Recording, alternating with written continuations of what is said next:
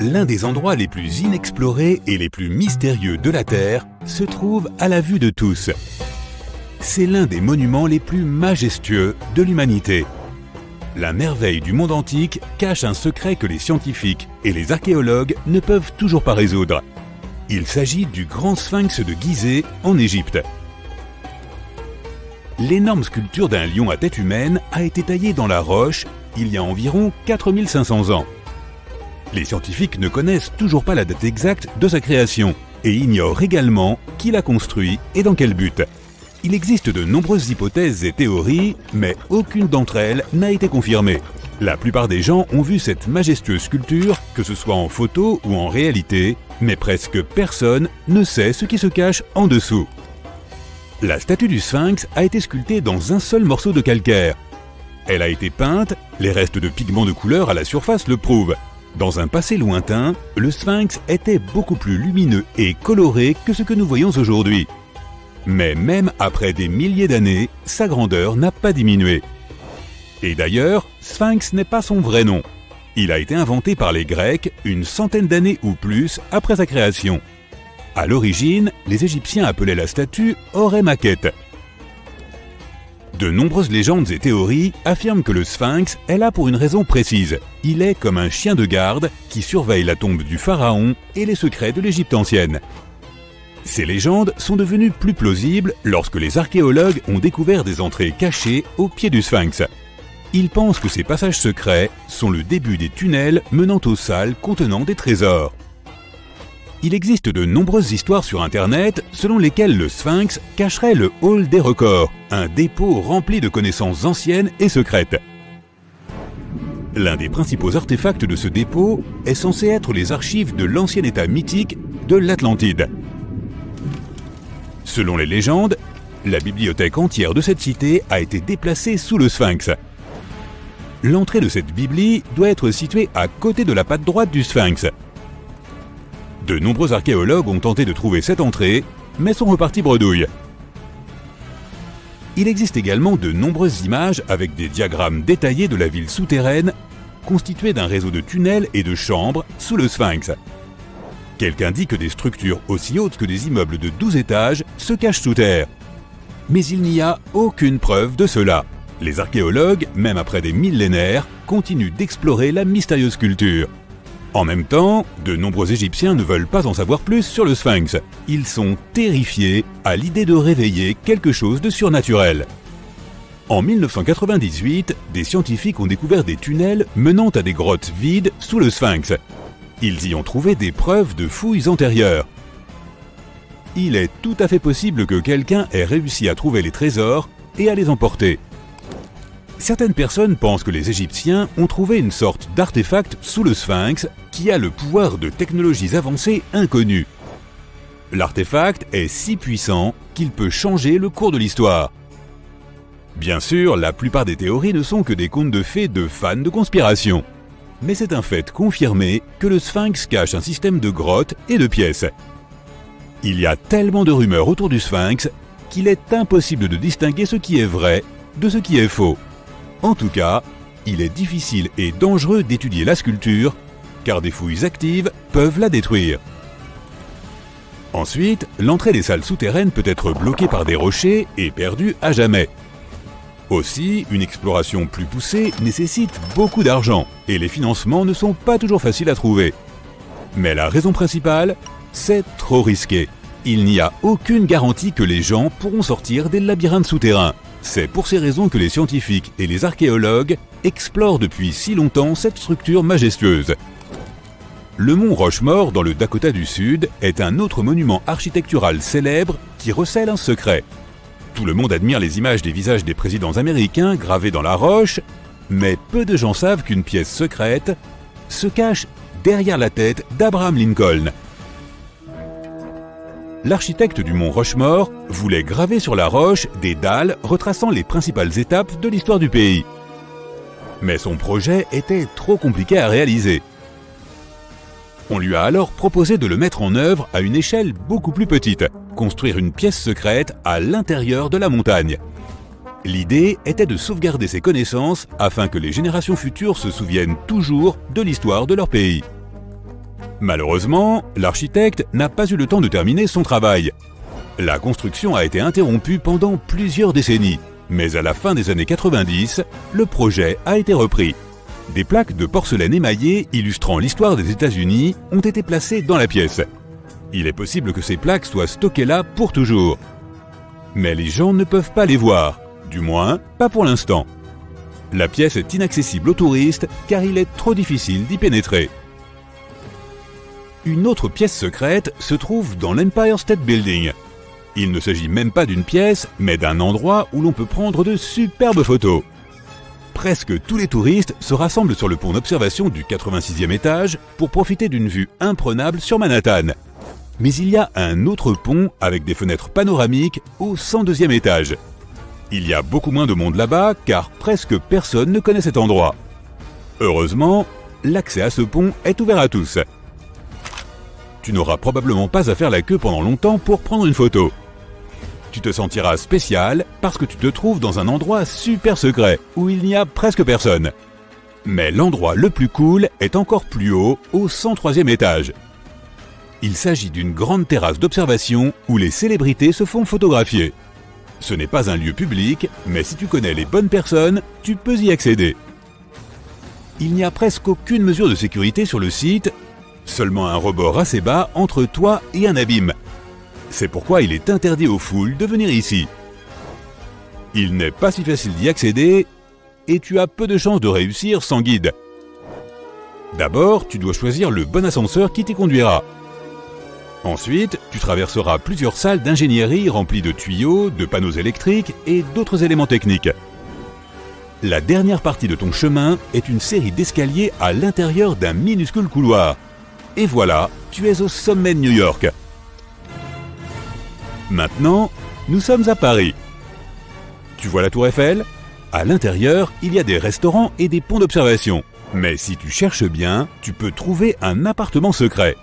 Maintenant, c'est un musée, mais il a été construit pour que des gens puissent y vivre. L'architecte de la tour, Gustave Eiffel, a créé cet appartement en 1889 pour lui-même. Il se trouve presque tout en haut de la Tour Eiffel. Imagine la vue canon qu'il voyait chaque jour. Il était le premier et le seul locataire. Personne d'autre ne pouvait avoir accès à cet endroit.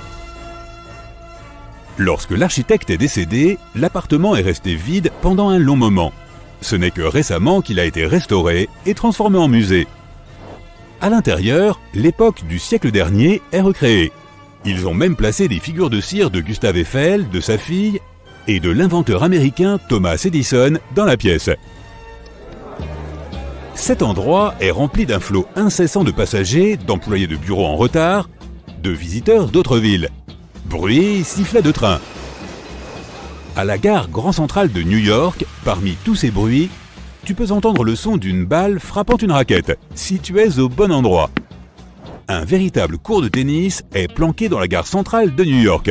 Il appartient à un club de tennis qui organise des matchs d'entreprise pour les employés de nombreuses sociétés. Le club a été ouvert dans les années 60. Maintenant, nous allons à Londres, à Charing Cross Road. Ce n'est pas facile de trouver un endroit secret ici. Pour y parvenir, tu dois regarder tes pieds bien attentivement. Tu vois ces grilles d'égout dans l'asphalte? À l'intérieur d'elles, tu peux remarquer deux panneaux avec le nom de Little Compton Street. Oui, il y a une autre rue juste en dessous de toi. Elle a disparu de toutes les cartes à la fin du 19e siècle. Charing Cross Road a été construite par-dessus. Les panneaux d'identification que tu vois font partie d'anciens tunnels d'ingénierie. Il y a un autre endroit intéressant à Londres. Il est situé dans le coin sud-est de Trafalgar Square. À première vue, il ressemble à un gros lampadaire, mais il y a trop de touristes qui se promènent. On s'approche et on se rend compte qu'une personne peut facilement tenir à l'intérieur du lampadaire. Le lampadaire n'appartient pas à un électricien, mais à un officier de police. Oui, c'est le plus petit poste de police du monde. Il a été construit dans les années 1930 et est utilisé comme poste de surveillance. Les officiers devaient s'y asseoir un par un et surveiller Trafalgar Square, qui attirait toujours de nombreux pickpockets et toutes sortes d'autres criminels. Il fait nuit, et tu t'apprêtes à pénétrer dans la dernière demeure du pharaon Toutankhamon. Tu n'as pas de torche, mais tu t'es au moins muni d'une lampe de poche. Tu descends plusieurs étages et tu remarques que les murs sont gravés de hiéroglyphes et de ce qui ressemble à un sort. Le sort dit « Ceux qui emporteront quoi que ce soit de cet endroit seront maudits ». Même si tu n'y crois pas vraiment, ça te fait un peu peur. Tu trouves une énorme porte en pierre. Est-ce un piège? Tu réussis à l'ouvrir, mais non, derrière, la salle est vide. Tu consultes ta carte. Il semble que tu suives la bonne direction. Au bout de plusieurs heures, tu comprends que tu es pris au piège dans un labyrinthe. Tu essayes de revenir sur tes pas, mais tu ne trouves plus la porte par où tu es entré. Ça y est, te dis-tu, tu es tombé dans le piège du pharaon. Et tu n'as rien apporté à manger. Nous avons tous vu des films hollywoodiens dans lesquels le personnage principal explore des ruines et se trouve confronté à des pièges très dangereux, n'est-ce pas? On nous a répété que la royauté égyptienne protégeait ses dernières demeures à l'aide de scorpions et de serpents venimeux, de portes coulissantes qui vous emprisonnent à vie et d'immenses rochers qui écrasent tous ceux qui se trouvent sur leur chemin. Mais ces pièges étaient-ils vraiment réels? Je regrette d'avoir à te l'annoncer, mais il ne s'agit que de fiction. Ces pièges sont trop complexes techniquement pour que des civilisations anciennes aient pu les concevoir. Mais ça ne veut pas dire qu'il n'y avait pas de pièges du tout. Les civilisations anciennes, comme celles des Égyptiens et des Mayas, construisaient des monuments qu'elles dédiaient à leurs grands morts. Ces structures témoignaient souvent de la position qu'occupait la personne dans la société. Ainsi, pour les personnes vraiment importantes, les VIP de leur époque, on bâtissait d'immenses monuments qui abriteraient leurs dépouilles longtemps après leur disparition.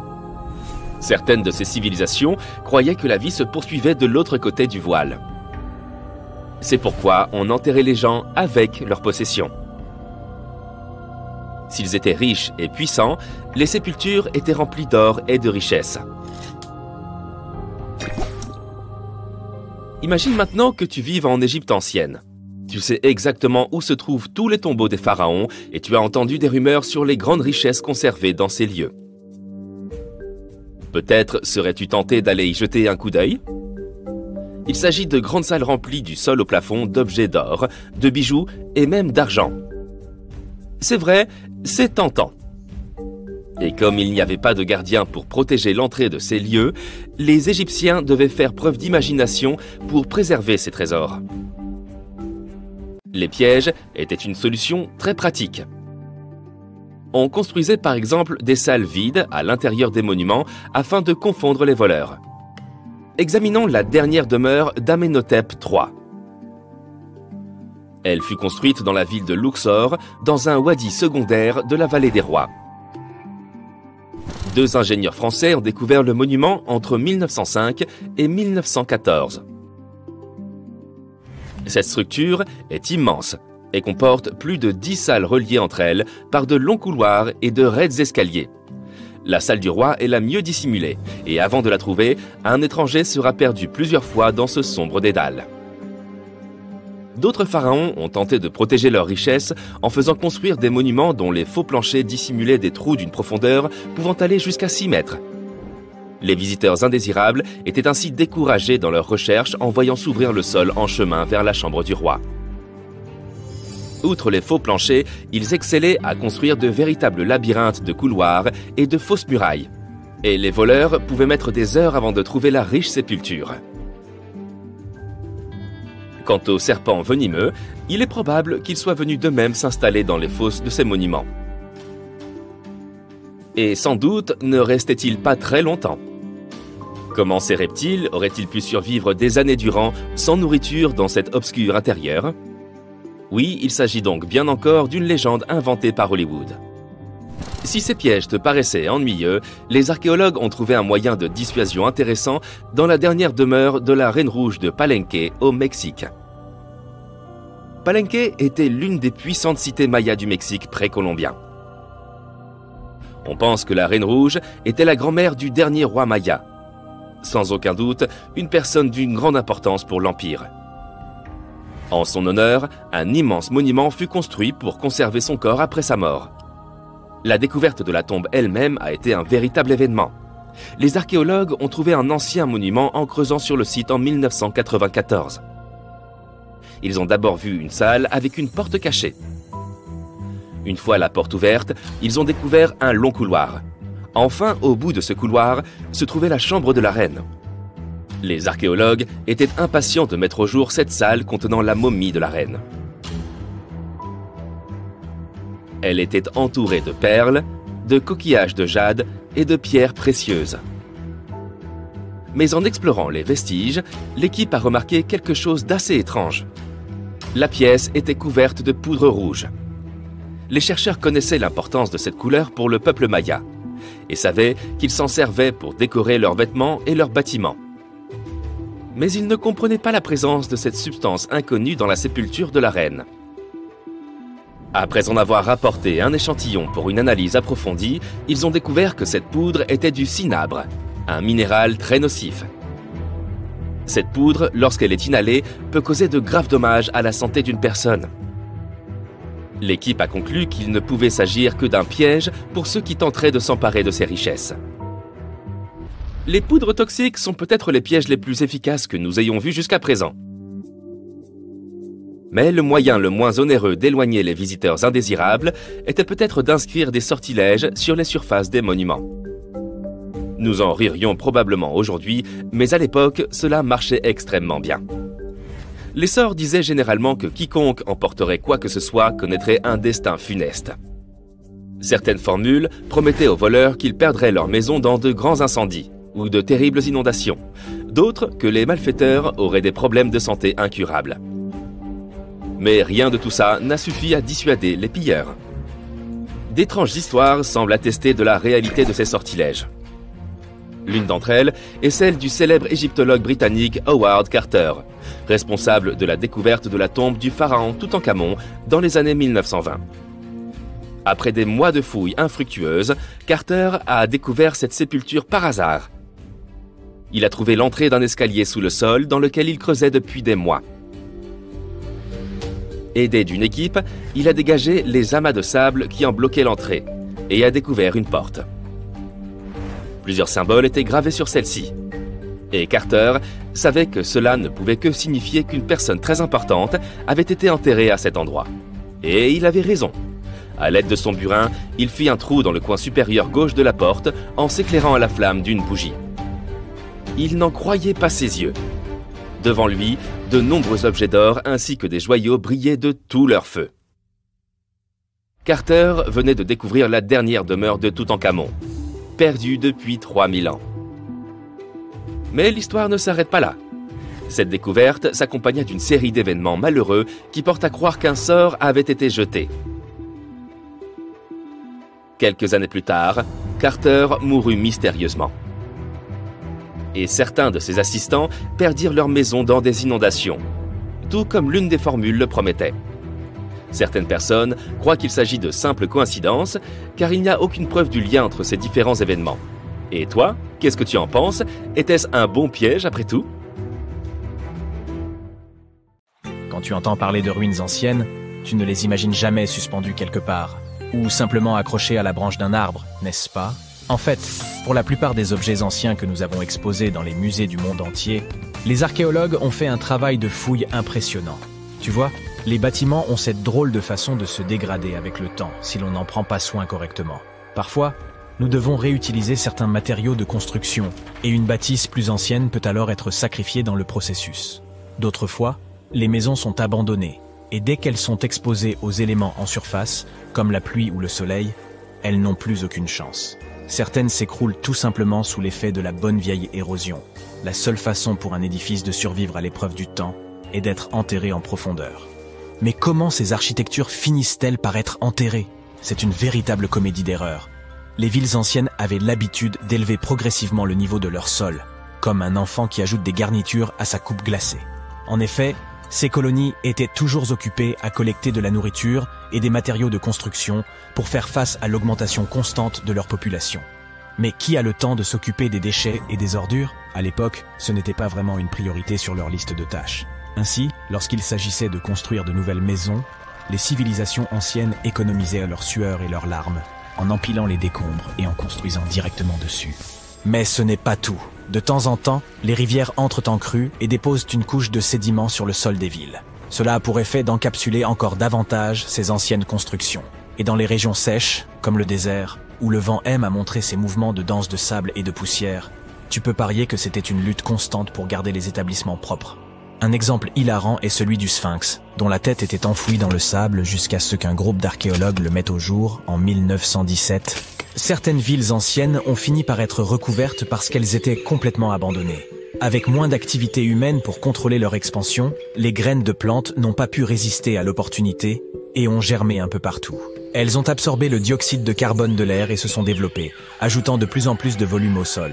Scieuses racines effrontées ont même décidé de stabiliser le sol constitué de matière végétale en décomposition, créant ainsi plusieurs couches de terre. C'est comme si Mère Nature s'était lancée dans un ultime projet de bricolage, avec les plantes comme fidèles auxiliaires. Fouiller dans les secrets des civilisations anciennes, ce n'est pas seulement déterrer un monde perdu, c'est aussi une quête épique pour révéler les trésors cachés sous les couches de l'histoire. Mais comment les archéologues savent-ils d'abord où creuser? Si tout est recouvert de multiples couches de sédiments, de débris et de racines de plantes, ils doivent avoir une sorte de système auquel ils se fient avant de se lancer dans un nouveau projet, n'est-ce pas? Tout d'abord, ce ne sont pas toujours eux qui suggèrent des fouilles archéologiques à tel ou tel endroit. Je m'explique. Supposons que tu sois un entrepreneur et que tu souhaites construire un nouveau complexe d'appartements luxueux dans ta ville. Cependant, certaines législations locales imposent des exigences avant que ton projet ne puisse démarrer. Par exemple, avant de commencer à construire sur un terrain, il peut être nécessaire de faire appel à des spécialistes pour vérifier le sol. Scieuses personnes intelligentes peuvent être des archéologues, des géologues ou des paléontologues, et elles doivent garder un œil sur le processus en phase de développement. En cas de découverte d'artefacts ou d'écofacts, termes savants pour désigner des vestiges organiques, ces experts interviennent pour les fouiller et les étudier. Mais qu'en est-il des sites qui n'ont rien à voir avec les bulldozers et les chapeaux jaunes? Les archéologues ont plus d'un tour dans leur sac lorsqu'il s'agit de localiser les points chauds de l'Antiquité. Ils plongent dans les archives historiques et font un travail de détective. En recherchant de vieux documents et de vieilles cartes, ils peuvent reconstituer le puzzle de l'activité humaine dans une région donnée. Si un site a déjà été visité, c'est encore mieux. La découverte de traces de fouilles antérieures ou de récits historiques peut donner aux archéologues de nombreuses informations sur les endroits où poursuivre leur chasse au trésor. Avant de commencer à manier leur pelle, les archéologues se livrent à une sorte de balayage visuel. Armés d'un système de quadrillage, ils se promènent sur le site, à l'affût de tout artefact susceptible de se cacher juste sous la couche supérieure de la terre. Qu'il s'agisse d'outils en pierre taillée, de verres historiques ou même d'anciennes décharges, oui, elles ont aussi de la valeur. Ces explorateurs à l'œil vif peuvent repérer des signes d'activité humaine plus rapidement que la plupart des gens. S'ils tombent sur un hamac coquillé, terme savant pour désigner un dépôt d'ordures, ils savent avec certitude que l'homme a jadis habité cet endroit. Les archéologues ne se contentent pas de leur fidèle pelle. Ils disposent d'un arsenal de gadgets pour les aider dans leur recherche de merveilles cachées. Les outils géophysiques sont en quelque sorte leurs armes secrètes. Prenons l'exemple du résistivimètre. Cet appareil astucieux mesure la composante électrique du sol et tout élément ou artefact enfoui. Un mur enterré, par exemple, produira une résistivité différente de celle du sol environnant. Les magnétomètres et les géoradars fonctionnent de la même manière, mettant en évidence les indices potentiels de trésors anciens dans le sol. Et qui pourrait oublier notre vieil ami, le GPS? Il aide les archéologues à cartographier des emplacements précis, comme une carte au trésor high-tech les menant directement à leur pot d'or. Tu souhaites visiter virtuellement certains des sites archéologiques les plus importants du monde? Suis-moi.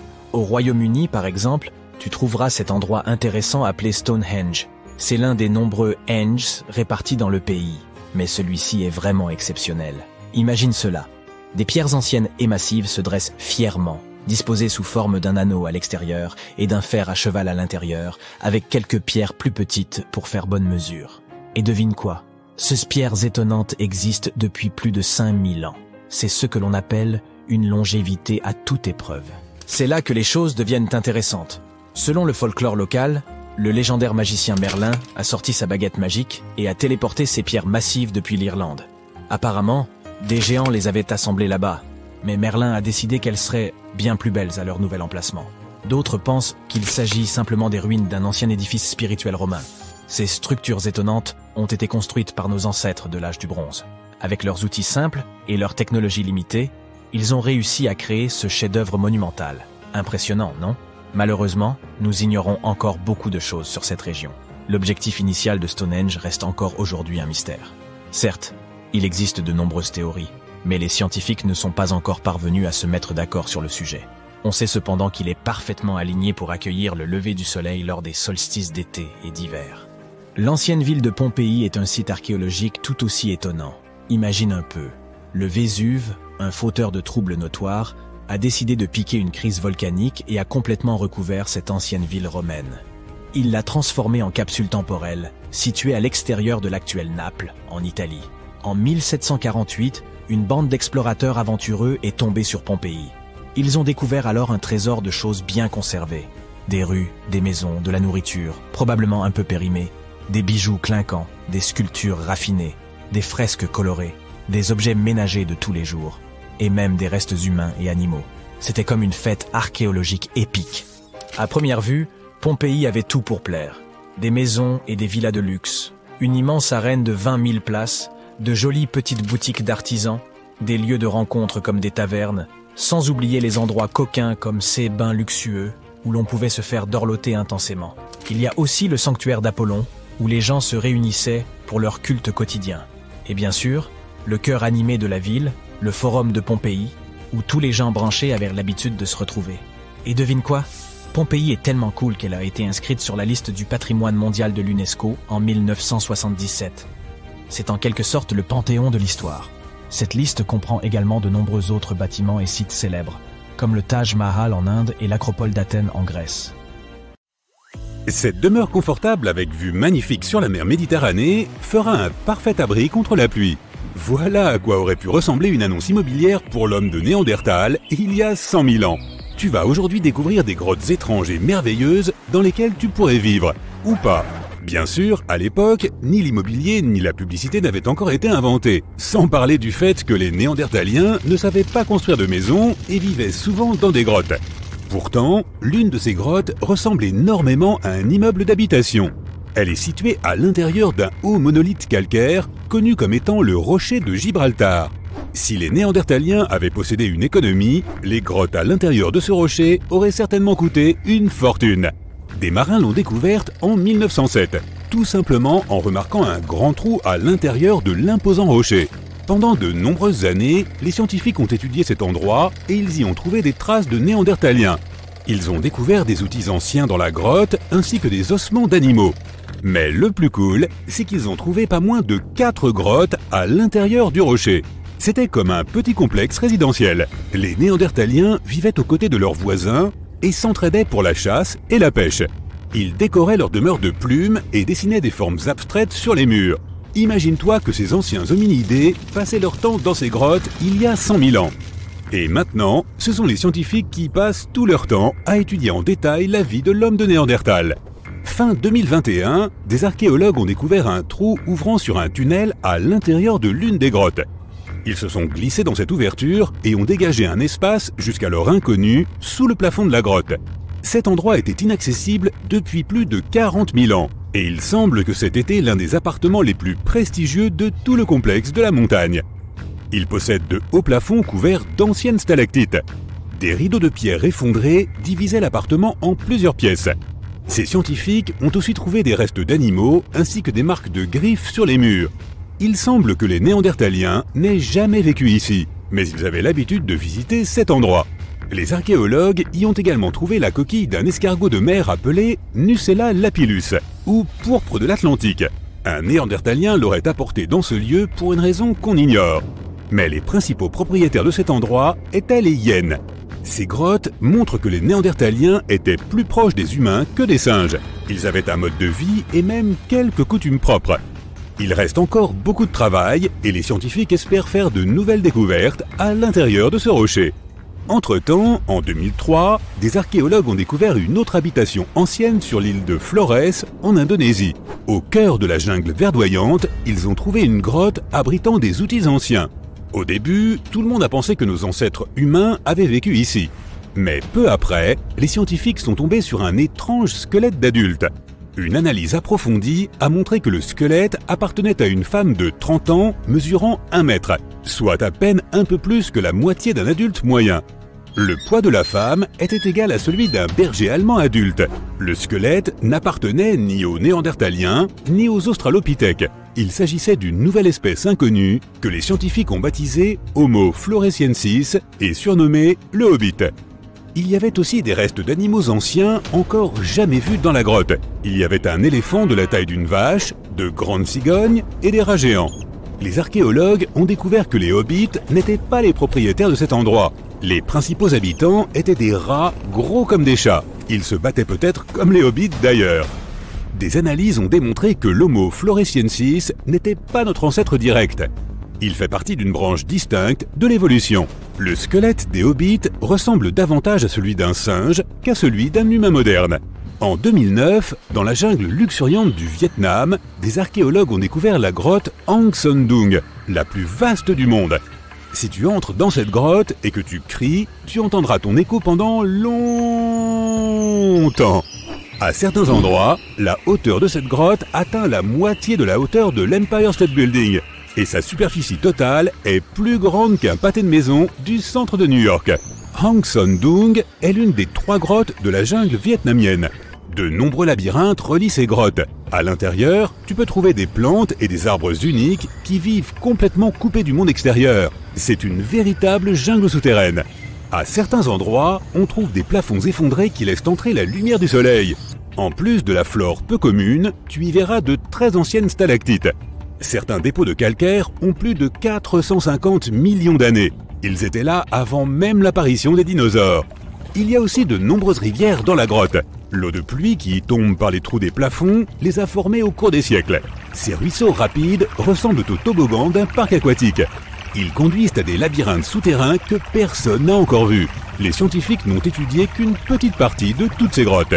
La grotte suivante, elle aussi des plus étranges, se trouve en Nouvelle-Zélande. Des centaines de milliers de lucioles vivent à l'intérieur. Chacune d'entre elles brille d'une lumière bleutée. Ensemble, elles illuminent la grotte. Tu auras peut-être l'impression d'être sur une autre planète, mais tu ne pourras pas rester très longtemps. Il y a partout des appareils pour mesurer l'air. Les scientifiques veillent à ne pas excéder le niveau du dioxyde de carbone nécessaire à l'existence des lucioles. Ces insectes sont très sensibles à l'environnement. S'il y a trop de monde dans la grotte, ou si les gens restent trop longtemps, le personnel du parc leur demandera de quitter les lieux. C'est comme si tu volais l'oxygène des lucioles. Nous avons donc vu quelques grottes plutôt étonnantes. Mais que dirais-tu d'une grotte effrayante ? Nous allons pour cela dans le désert de la province d'Al-Mahra, au Yémen. Ce que nous cherchons n'est pas une grotte, c'est juste un trou noir dans le sol, en plein milieu du désert. Il est grand, de la taille d'un terrain de basket. Ce n'est pas sa taille qui est effrayante à vrai dire, mais ce qui se trouve à l'intérieur. Les scientifiques ne sont toujours pas sûrs de ce que c'est. Des profondeurs de ce gouffre noir, une odeur dégoûtante d'œufs pourris se dégage constamment. Et parfois, on peut entendre des sons étranges et terrifiants. La noirceur du trou géant du Yémen absorbe tous les rayons du soleil. Tu ne verras donc pas ce qu'il peut y avoir à l'intérieur, même avec une puissante lampe de poche. Des gens ont survolé cet endroit en hélicoptère. Ils l'ont filmé à l'aide de drones et des puissants objectifs, mais ils n'ont rien pu immortaliser, si ce n'est l'obscurité totale. On dirait une énorme tache d'encre au milieu du sable doré. Les habitants même ont peur de s'approcher de cet endroit. Ils pensent que la grotte conduit vers une autre dimension où vivent des créatures maléfiques. Pour l'instant, le trou du Yémen est l'un des phénomènes les plus mal étudiés et les plus mystérieux de notre monde naturel. Comment est-il apparu? Depuis quand existe-t-il? Où mène-t-il? Nos scientifiques tentent de trouver des réponses à ces questions. Selon certaines théories, le trou serait apparu à cause de travaux de construction. Des géologues auraient foré le sol à proximité à la recherche de minéraux. Cela aurait provoqué des mouvements dans la croûte terrestre et causé l'effondrement de la surface. Mais personne ne peut prouver cette théorie. Tout au moins, pas encore. Et maintenant, imagine un endroit où la lumière du soleil n'a pas pénétré depuis plus de 5 millions d'années. Il y a peu d'oxygène dans cet endroit qui est froid et humide. Pourtant, la vie y a quand même fait irruption, pas seulement sous la forme de microbes et de bactéries, mais aussi de créatures plus grandes. Les conditions de vie dans cette grotte sont très différentes des conditions que l'on connaît. Alors, dans un sens, cette grotte est un peu comme une autre planète. Il s'agit de la grotte de Movile, située dans le sud-est de la Roumanie, près de la mer Noire. Son entrée est un petit trou dans le sol. À l'intérieur, un tunnel mène profondément sous la surface. Les niveaux de sulfure d'hydrogène et de dioxyde de carbone y sont supérieurs à la normale. L'air ici contient moitié moins d'oxygène qu'à la surface. Il est donc impossible pour les humains d'y demeurer sans bouteille d'oxygène. Mais les animaux qui vivent là se portent très bien. Cette grotte abrite 48 espèces d'organismes vivants. 33 d'entre elles nous sont encore inconnues. Ici, tu rencontreras des insectes extraordinaires, des escargots blancs et des araignées blanches elles aussi, des mille-pattes avec d'énormes moustaches, des crevettes transparentes et des espèces uniques de sangsues. Tous vivent dans ce lieu grâce aux petits organismes autotrophes. Ils absorbent le dioxyde de carbone et libèrent des particules de nourriture. Les bactéries s'en nourrissent, d'autres organismes plus grands se nourrissent de ces bactéries, et d'autres organismes plus gros encore mangent les plus petits. Au final, tout le monde se nourrit. Dans cette grotte, l'évolution a créé un système biologique complètement séparé du reste du monde. Quelque chose d'étrange se cache sous les sables de Gizeh. Et les scientifiques n'ont aucune idée de ce que c'est. Des archéologues viennent de découvrir une structure cachée près de la Grande Pyramide, à l'aide d'une technologie avancée de reconnaissance souterraine. Que contient-elle? Personne ne le sait. Mais les fouilles ont déjà commencé. La Grande Pyramide de Gizeh est l'un des monuments les plus célèbres au monde. Mais elle n'est pas seule. Elle est entourée d'une ancienne nécropole, un immense cimetière royal rempli de tombes et de monuments. Ils appartiennent à des pharaons, à des nobles et à d'autres hauts dignitaires. La plupart de ces tombes se trouvent au-dessus du sol. Elles portent le nom de mastabas. Il s'agit de sépultures rectangulaires au toit plat, construites en calcaire ou en briques crues. Elles font l'objet d'études depuis des décennies. Cependant, grâce à de vieux films, nous savons qu'il ne s'agit pas de simples tombeaux. Ils abritent de profonds puits verticaux menant à des chambres funéraires souterraines, où le passé a été scellé pour l'éternité. Récemment, des archéologues ont découvert un étrange espace, vide dans le cimetière. Une parcelle de terrain totalement inexplorée. Pas de mastaba, pas de ruines visibles, rien. Pendant des années, ils l'ont ignoré. Mais entre 2021 et 2023, ils ont décidé d'enquêter.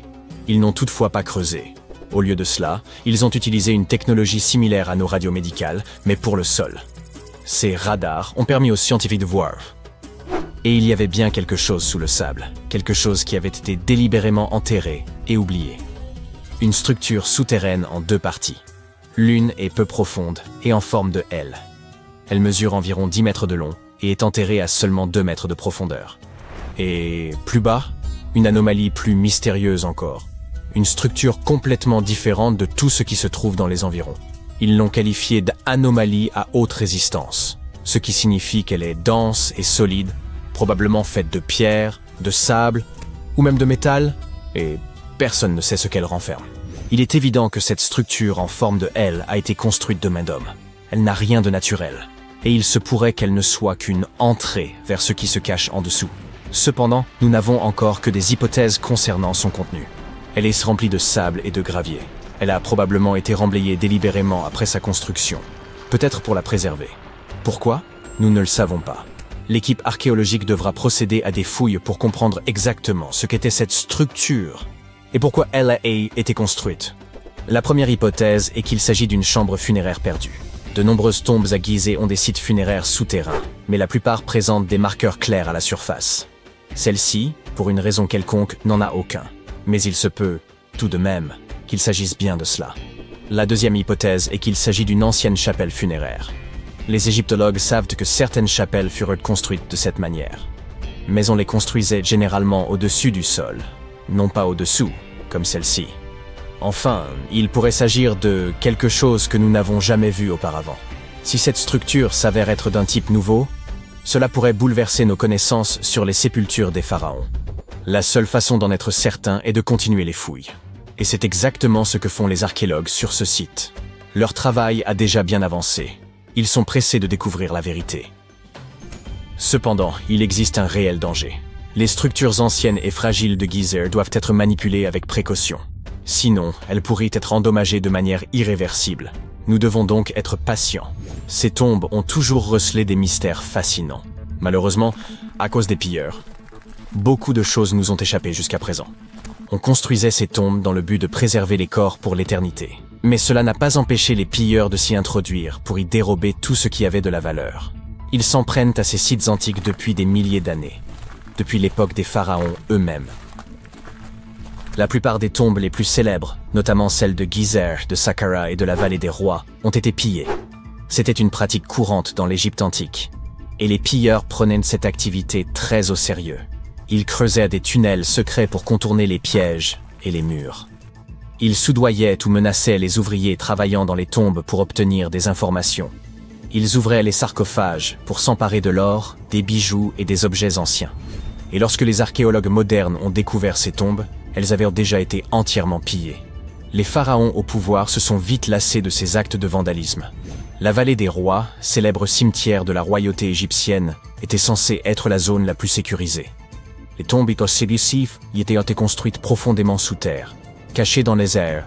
Les passages étaient scellés par d'énormes blocs de pierre.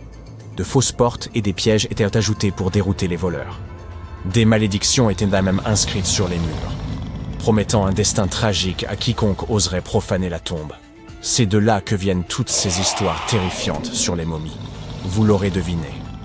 Rien de tout cela n'a fonctionné. La plupart des tombes de la vallée des rois furent entièrement pillées moins de 100 ans après leur construction. Même la tombe du roi Toutankhamon, l'une des plus célèbres de l'histoire, fut profanée à 2 reprises dans l'Antiquité. Certains décidèrent de riposter. Les souverains du Nouvel Empire construisirent des tombes cachées et anonymes afin d'empêcher les pilleurs de les trouver. Cela ne fonctionna pas. Certains pharaons, comme Ramsès II, furent secrètement déplacés afin qu'on ne puisse pas déranger son sommeil éternel. Cela n'a eu aucun effet. Les pilleurs de tombes ont toujours triomphé. En effet, il ne s'agissait pas de simples voleurs, mais d'individus habiles, organisés et bien informés. Ils savaient exactement où chercher. Beaucoup d'entre eux avaient participé à la construction de ces sites et savaient où se trouvaient les entrées. S'ils ne pouvaient pas enfoncer les portes, ils creusaient à travers les murs, les sols ou même les plafonds pour pénétrer à l'intérieur. Ils travaillaient rapidement, souvent dans les années qui suivaient la fermeture des tombes, avant que tout le monde oublie où se trouvaient les objets de valeur. La pyramide de Khéops, située à côté de cette structure récemment découverte, a été pillée bien avant l'époque moderne. La seule chose qui restait à l'intérieur lorsque les explorateurs sont arrivés, un coffre en granit vide là où se trouvait autrefois le sarcophage. Malheureusement, il ne s'agit pas seulement d'or. C'est l'histoire elle-même qui disparaissait à chacun de ces raids. Les Égyptiens de l'Antiquité consignaient par écrit et en détail ce qu'ils enterraient et où ils le faisaient. Ainsi, lorsque les archéologues comparent ces listes avec ce qu'ils trouvent, ils peuvent voir ce qui manque, c'est-à-dire souvent tout ce qui a de la valeur. La plupart des artefacts ne finissent pas dans les musées, mais disparaissent dans des collections privées où ils ne peuvent plus jamais être étudiés. Ce qui est bien sûr tout à fait injuste. En fait, quelques pays en ont eu assez et ont commencé à promulguer des lois afin de récupérer les pièces historiques auprès des collectionneurs privés. En Italie, si vous possédez une pièce antique romaine, vous devez prouver que vous l'avez obtenue légalement. La Chine recherche elle aussi activement les pièces volées et doit trouver des moyens de les récupérer auprès des collectionneurs occidentaux. En Égypte, de nouvelles lois ont été votées afin d'interdire aux particuliers de posséder des objets anciens. D'autres pays, comme les États-Unis, le Royaume-Uni, l'Allemagne ou la Suisse, n'ont aucun problème avec le fait que des personnes fortunées possèdent leur histoire. Le British Museum est presque entièrement constitué d'objets pillés. Les empires européens ont envahi la moitié de la planète et ont ramené chez eux tout ce qui leur plaisait. Leur musée leur regorge souvent de tels vestiges. Malheureusement, ils refusent la plupart du temps de les restituer. Prenons l'exemple de la pierre de Rosette. Elle a été dérobée en Égypte par l'armée de Napoléon. Elle a ensuite été volée par les Britanniques après leur victoire sur les Français. L'Égypte réclame sa restitution depuis des années, mais toujours sans succès. Ou encore les marbres du Parthénon. Ces magnifiques sculptures grecques monumentales ont été dérobées à Athènes par un lord britannique au XIXe siècle. La Grèce réclame leur restitution depuis lors, mais le Royaume-Uni n'est pas disposé à les rendre. Et c'est sans parler des innombrables artefacts mésoaméricains dispersés dans divers musées à travers le monde. Les explorateurs européens ont pillé les temples mayas et aztèques, emportant statues, bijoux et objets sacrés. Et aujourd'hui, le Mexique se bat pour les récupérer. il ne serait pas surprenant que même cette mystérieuse chambre souterraine ait déjà été pillée d'une manière ou d'une autre. Mais s'il s'agit vraiment d'un lieu récemment découvert, pourrait-il être l'un des rares à avoir échappé aux pilleurs? Se pourrait-il qu'il renferme encore des objets anciens, intacts depuis 4500 ans? Nous ne pouvons qu'espérer que les voleurs ne s'y soient pas déjà introduits. Le 30 octobre 1759, les habitants du Moyen-Orient ont été réveillés en sursaut par un tremblement de terre. Des fissures sont apparues sur les murs de leur maison, les toits ont commencé à s'effondrer. Les gens sont sortis en courant de leur maison et se sont rassemblés dans des zones dégagées. Mais à cause des fortes secousses, ils continuaient à perdre pied et à tomber. Un mois plus tard, un autre tremblement de terre s'est produit qui s'est avéré être encore plus fort. Des arbres ont été brisés, des maisons se sont effondrées, des fissures profondes sont apparues dans le sol. La catastrophe a duré 2 minutes. Des oasis, des routes et des villes ont été détruites. Miraculeusement, les anciens bâtiments de Baalbek ont résisté au tremblement de terre. Certains historiens affirment que ce lieu majestueux et mystérieux a été construit sous l'Empire romain. Mais de nombreux chercheurs ne sont pas d'accord. Quelle que soit la vérité, la ville est l'un des principaux mystères archéologiques de l'humanité. Le bâtiment le plus étonnant de Baalbek est le temple de Jupiter. Les habitants de l'Empire romain croyaient que Jupiter détenait le pouvoir sur la foudre et le tonnerre. Le bâtiment ressemblait à une plateforme avec 54 colonnes sur lesquelles reposait un toit massif. Aujourd'hui, on ne peut plus voir que 6 colonnes de 20 mètres de haut. Chacune d'entre elles est composée de 3 sections et ressemble à un crayon. Les mines de ces crayons ont été construites en plomb, ce qui a rendu les colonnes exceptionnellement solides. Chacun de ces morceaux de pierre pesait la somme incroyable de 80 tonnes. C'est le poids de 35 SUV Ford Explorer. Voici le plus grand bloc de la Grande Pyramide de Gizeh. Mais comparé au bloc de Baalbek, il ne semble même pas si impressionnant. Les fondations sous le temple de Jupiter ont été préservées. C'est ainsi que les spécialistes ont découvert qu'il était composé d'environ 25 pierres monolithiques pesant 450 tonnes chacune. Cela signifie que les blocs de Baalbek pèsent presque 4 fois plus que les blocs d'Égypte. Il y a 3 autres énormes blocs de calcaire dans les fondations, pesant chacun 800 tonnes. C'est plus de 2 fois le poids d'un avion Boeing 747. Les anciens bâtisseurs ont dû avoir du mal à sculpter de tels géants dans un morceau de pierre. Et après cela, ils ont aussi dû les tirer jusqu'au site de construction et les soulever à une hauteur importante. Répéter cette logistique serait probablement un cauchemar pour les constructeurs d'aujourd'hui. Pour réaliser une telle quantité de travail, ils auraient besoin d'un équipement moderne. Mais les constructeurs de Baalbek n'avaient pas de camions, de grues avec des scies circulaires ou d'électricité. Comment les bâtisseurs du passé ont-ils réussi à faire cela ? Les scientifiques ont une théorie qui inclut des cordes, des treuils et des systèmes de levier. Naturellement, les ingénieurs du passé ont fabriqué tous ces gadgets en bois. À environ 900 mètres des ruines du complexe du temple se trouve une carrière. Les archéologues supposent que c'est là que les pierres de la construction ont été taillées. Ils y ont trouvé un bloc de calcaire qui semblait être trop grand, même pour cet endroit incroyable. Le monolithe a été baptisé la pierre du Sud. Il mesurait 20 mètres de long sur 4 mètres de large. Les anciens bâtisseurs n'ont pas eu le temps de le séparer complètement de sa roche-mère. Un groupe de scientifiques autrichiens a estimé que ce morceau de calcaire pesait plus de 1000 tonnes, soit l'équivalent de 3 avions Boeing ou 160 éléphants d'Afrique. Une autre surprise attendait les archéologues près de la pierre du Sud. C'était un deuxième monolithe pesant plus de 1200 tonnes. Mais les anciens bâtisseurs ne se sont pas arrêtés là. Ils ont continué à travailler. En 2014, dans la même carrière, des archéologues allemands ont déterré un bloc qui pesait 1650 tonnes. Personne n'a encore compris pourquoi les bâtisseurs du passé avaient eu besoin d'un morceau de pierre qui pesait autant que 125 bus scolaires. On ne sait pas non plus comment ils comptaient déplacer ce colosse et pourquoi ils n'ont pas terminé le travail. Quoi qu'il en soit, ce troisième monolithe est le plus grand morceau de pierre transformé de l'histoire de l'humanité. Il y a à ce jour plus de questions que de réponses. Certains chercheurs pensent que les anciens bâtisseurs avaient des équipements de pointe. D'autres ne le pensent pas, mais sont impatients de comprendre comment les bâtisseurs ont réussi à déplacer ces pierres. Il y a un grand nombre de bâtiments et d'artefacts anciens dans le monde. Beaucoup d'entre eux rendent encore les chercheurs perplexes. Près de la pyramide de Djeser, en Égypte, les archéologues ont découvert un réseau de tunnels. Cet endroit s'appelle le Sérapéum. Il contient 24 sarcophages pesant de 70 à 100 tonnes. Les boîtes géantes ont été sculptées dans un seul morceau de granit et recouverts de lourds couvercles. Les sarcophages sont parfaitement symétriques. Au toucher, leurs parois sont aussi lisses que du verre. Même avec notre niveau actuel de technologie, c'est très difficile à réaliser. Mais les anciens Égyptiens ont réussi cet exploit. La coupe de Lycurgue est un artefact inestimable et un exemple de nanotechnologie ancienne. Elle est faite d'un verre qui peut changer de couleur. Si tu mets une source de lumière devant la coupe, elle devient verte. Si la lumière est derrière la coupe, elle devient rouge foncé. Dans ce cas, la figure du roi grec Lycurgue devient violet pâle. Les scientifiques n'ont compris comment ce changement de couleur fonctionnait qu'à la fin du XXe siècle. Grâce au microscope, ils ont détecté des nanoparticules d'argent, d'or et de cuivre. Elles avaient été ajoutées à la matrice de verre. Grâce à cela, tu peux observer un changement de couleur appelé dichroïsme. Fait intéressant, l'or et l'argent ont été broyés en fine poussière. C'est presque impossible à réaliser par accident. Très probablement, les anciens experts savaient parfaitement ce qu'ils faisaient. En Bolivie se trouve un curieux endroit appelé Pumapunku. On dirait que d'anciens géants y ont joué avec un énorme jeu de construction. Et après le jeu, ils ont oublié de remettre les pièces dans la boîte. Mais il n'y avait pas plus de géants autrefois qu'aujourd'hui. Ces énormes blocs de pierre ont simplement été sculptés par d'anciens bâtisseurs, il y a plus de 1500 ans. Certaines des pierres pèsent 100 tonnes.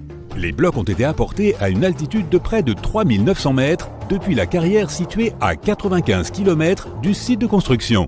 Il n'y a pas de forêt dans cette zone, ce qui signifie que les bâtisseurs n'ont pas pu utiliser d'arbres pour fabriquer des rondins de bois. Le monument appartient à la civilisation Inca, or les scientifiques sont sûrs qu'elle n'avait aucun usage pour la roue.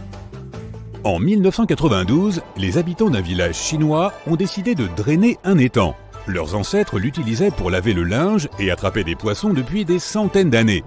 Ils ont pompé l'eau sans relâche pendant 17 jours. Au fond du réservoir, ils ont fait une découverte inattendue. Les villageois ont vu l'entrée d'une grotte qui descendait à une profondeur de 30 mètres. Cette incroyable découverte a été baptisée les grottes de Longyu. Des bâtisseurs inconnus avaient creusé des galeries de 30 000 mètres carrés. On y trouve des pièces séparées, des ponts, des bassins et des colonnes qui soutiennent le plafond. Les murs de la grotte sont couverts d'étranges lignes et motifs sculptés. Les scientifiques n'ont pas trouvé d'informations sur l'identité de ceux qui ont creusé les grottes, ni sur la raison pour laquelle ils l'ont fait. La technologie de construction reste également un mystère. Antonio Stradivari a vécu en Italie au XVIIIe siècle. Il créait des instruments de musique. Plus de 600 de ses œuvres ont survécu jusqu'à aujourd'hui. 500 d'entre elles sont des violons. L'un de ces instruments a été vendu aux enchères pour 16 millions de dollars. Les violons fabriqués par ce maître ont un son clair et profond. Les chercheurs n'arrivent pas à comprendre pourquoi les instruments de Stradivarius produisent des sons si uniques. Peut-être est-ce dû au vernis que le maître a utilisé pour recouvrir les violons. La réponse se trouve peut-être aussi dans le bois dont sont faits les instruments. À l'époque, l'Europe avait un climat froid. À cause de cela, le bois est devenu plus dense, et les instruments qui en étaient faits avaient un son particulièrement agréable à l'oreille. Dans la ville indienne de Delhi, il y a un pilier de 7 mètres de haut. Il pèse 6 tonnes et demie et est composé à 98% de fer forgé. Le pilier, vieux de 1600 ans, ne présente aucun signe de rouille ni de dégradation. Les scientifiques pensent que si le monument est si bien conservé, c'est grâce au climat sec et à la composition chimique du métal qui l'a rendu résistante à la corrosion. Et pourtant, les chercheurs ne savent pas comment les forgerons ont réussi à fabriquer un pilier en fer qui ne craigne pas la rouille. Cela semble être un exploit difficile, même pour les métallurgistes modernes. Le rocher Al-Nasla est divisé en deux parties par une fente parfaitement droite. Chaque bloc rocheux repose sur un petit piédestal. Certaines personnes pensent que c'est la preuve d'une ancienne technologie laser. Mais les géologues pensent que la fente est apparue en raison du déplacement du sol ou des vibrations naturelles qui se sont produites sous la roche. Ce processus a conduit à l'apparition de la fissure. Elle s'est agrandie pendant des milliers d'années et progressivement, le monument naturel a pris la forme que l'on peut observer aujourd'hui.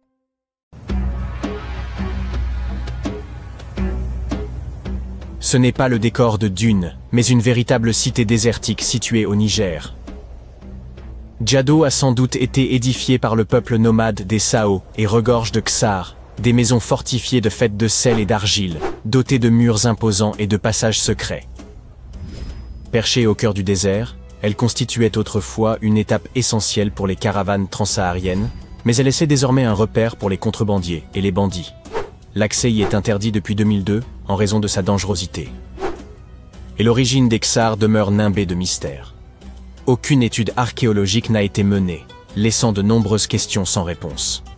Même aujourd'hui, les sables changeants révèlent et dissimulent des parties de ces anciennes ruines, alimentant les spéculations sur ce qui pourrait encore être caché sous le désert. En parlant de structures enfouies, les chercheurs ont été stupéfaits par la découverte de tubes de lave en Arabie Saoudite. Ces passages souterrains se forment lorsque la lave en fusion refroidit. Les chercheurs pensent que d'anciens nomades ont pu utiliser ces tunnels pour survivre aux conditions désertiques extrêmes. Lors de leur excavation, les archéologues ont mis au jour des artefacts, des peintures rupestres et des restes squelettiques. L'art et les ossements d'animaux suggèrent que les personnes ayant utilisé ces tunnels étaient probablement des bergers. On tente encore de déterminer si ces groupes y résidaient sur de longues périodes, ou si les tunnels ne servaient que de refuge temporaire. La pyramide de Khéops se dresse depuis des millénaires, mais elle continue de receler des secrets. Grâce à une technologie de balayage avancée, les scientifiques ont découvert 2 structures cachées sous un ancien site funéraire.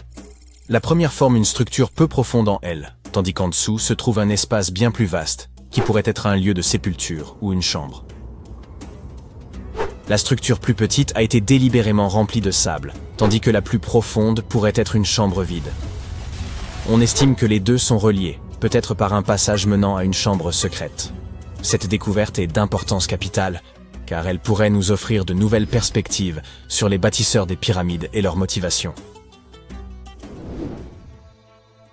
Le monde est riche en écrits anciens, mais certains messages demeurent impénétrables, à l'instar du mystère de la tablette de Bachplémy. Cette pierre énigmatique, extraite d'un lac en Géorgie, est recouverte de symboles que personne n'arrive à déchiffrer. Malgré les progrès technologiques, les experts restent totalement déconcertés. Cette tablette, de la taille d'un livre, comporte 60 symboles gravés avec soin sur sa surface. Mais 39 d'entre eux ne correspondent à aucune langue connue. Certains de ces symboles ressemblent à ceux des civilisations anciennes du Moyen-Orient, de l'Inde et de l'Égypte, mais aucun n'est parfaitement identique. Pour compliquer davantage les choses, une partie de la tablette est brisée, laissant un fragment irrémédiablement perdu. Pour exclure toute supercherie, les scientifiques ont minutieusement examiné la tablette. Ils ont confirmé qu'elle était constituée de basalte vacuolaire, une roche locale d'une grande dureté. Quiconque a sculpté ces symboles devait posséder une grande expertise. Sur la base de découvertes archéologiques similaires, les spécialistes estiment que la tablette pourrait dater de la fin de l'âge du bronze ou du début de l'âge du fer. Certains symboles se répètent, ce qui pourrait indiquer qu'ils représentent des chiffres. Il se pourrait qu'il s'agisse d'un inventaire, d'un registre de bataille ou même d'une offrande aux dieux. Tant que le code n'aura pas été décrypté, la tablette de Bachplémy restera un mystère insondable des profondeurs de l'histoire. Les experts sont toujours déconcertés par la signification de ce disque minoen. Le disque de Phaistos est l'une des découvertes les plus mystérieuses de la civilisation minoenne. Cet objet en argile de 15 cm, découvert en 1908, comporte des marques en spirale étranges que personne n'a encore complètement décodées. Le disque comporte 240 et un symboles des 2 côtés, représentant tout, des humains et des animaux aux outils et aux plantes. On a proposé de nombreuses théories sur la signification de ces symboles. Certains pensent qu'il pourrait s'agir d'une forme archaïque de grec, d'autres y voient une prière ou un hymne, et certains croient même que cela pourrait être une lettre d'un roi d'Anatolie adressée à un souverain grec. Voyons qui sera le premier à résoudre ce mystère. C'est toujours une journée palpitante pour un archéologue lorsqu'il découvre quelque chose d'aussi impressionnant qu'une tête en marbre vieille de 2000 ans. Une mission archéologique française a entrepris des fouilles dans une vieille maison médiévale proche d'Alexandrie, en Égypte, et a mis au jour la tête d'une statue représentant un vieil homme, probablement malade. Cette statue date de la dernière dynastie égyptienne avant l'annexion de l'Égypte par l'Empire romain, et le site de sa découverte est lié à des figures historiques comme Cléopâtre et Marc-Antoine. Pour les archéologues, même les plus petites trouvailles sur ce site revêtent une grande importance. Vous avez sûrement entendu parler de Lucie, l'Australopithèque, un ancêtre précoce des humains? Eh bien, des scientifiques ont retrouvé des empreintes de son espèce quelque part en Tanzanie. Les empreintes de l'étolie, comme on les appelle, ont plus de 3 millions d'années. La piste s'étire sur 27 mètres, et comprend environ 70 empreintes, laissées par un groupe d'humains primitifs ayant traversé des cendres volcaniques humides. Ce qui est fascinant, c'est que ces premiers humains marchaient déjà sur 2 pieds, comme nous, sans être courbés comme des singes. L'espacement rapproché des empreintes montre qu'ils avaient probablement des jambes et une foulée plus courte que la nôtre aujourd'hui. Dans un ancien temple égyptien, des archéologues ont découvert un sanctuaire d'apparence banale. Un lieu dédié aux faucons et à 2 divinités. L'une d'elles avait une tête de faucon, tandis que l'autre portait une couronne ornée d'un disque solaire et des cornes de vache. Mais la découverte la plus intrigante était une inscription qui disait « Il est inapproprié de faire bouillir une tête ici ». Au centre du sanctuaire, 15 faucons sans tête étaient soigneusement disposés sur un piédestal, probablement en offrande à la divinité analogue. Une théorie avance que les oiseaux ont d'abord été bouillis, peut-être pour retirer leurs plumes, avant d'être placés dans le sanctuaire, conformément à la règle étrange gravée dans la pierre. Les archéologues ont également retrouvé à proximité un harpon en fer de 33 cm. Sa fonction exacte reste inconnue, bien que le sanctuaire contienne également des restes de poissons, de mammifères et d'œufs d'oiseaux, ce qui suggère que les rituels incluaient peut-être des festins. Et parlant de l'Égypte antique, voici Hathor. Les scientifiques l'ont nommé d'après la déesse égyptienne de la maternité, de la musique et du chant. Cette statue en bois, exposée au Metropolitan Museum of Art de New York, était vue comme un simple objet décoratif jusqu'à ce qu'un secret surprenant soit révélé. En utilisant une machine à rayons X, les experts ont découvert un mécanisme à l'intérieur, avec des poulies et des axes reliant son épaule à sa jambe gauche. Lorsqu'il est activé, le système permet à sa main de monter et de descendre. Une véritable prouesse d'ingénierie vieille de plus de 3000 ans. Cette statue a été façonnée durant le Moyen Empire égyptien, vers 1800 avant notre ère, et est souvent comparée aux automates du 19e siècle, en raison de sa conception avancée. Il est probable que la statue ait été utilisée lors de cérémonies religieuses, symbolisant le rôle d'Hathor dans les arts. Les traits d'Hathor sont finement peints et accentués de feuilles d'or, ce qui laisse à penser que les Égyptiens possédaient une compréhension précoce de l'automatisation et de l'ingénierie mécanique. La fonction de la statue pourrait être liée à des rituels dans les temples où la musique et la danse occupèrent une place centrale dans les cultes. Une découverte inattendue a eu lieu dans le nord du Koweït, où une équipe polono-koweïtienne a déterré une statue mystérieuse vieille de 7500 ans. Cette statue présente un crâne allongé, sans bouche, des yeux étroits et un nez aplati. Elle est qualifiée de figurine ophidienne, nommée d'après le grec pour serpent, et elle aurait été fabriquée par la culture obéide, une civilisation réputée pour son savoir-faire en poterie.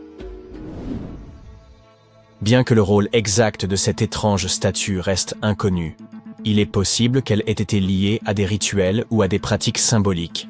Certains scientifiques estiment que ces figurines, retrouvées dans des maisons ou des lieux de sépulture, étaient associées à des croyances culturelles importantes.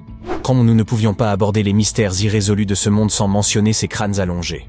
Dans le désert péruvien, des chercheurs ont mis au jour 5 squelettes anciens, dont 2 présentaient des crânes allongés de façon artificielle. Bien que la déformation crânienne ait été courante dans diverses cultures, ces crânes échappent à toute explication.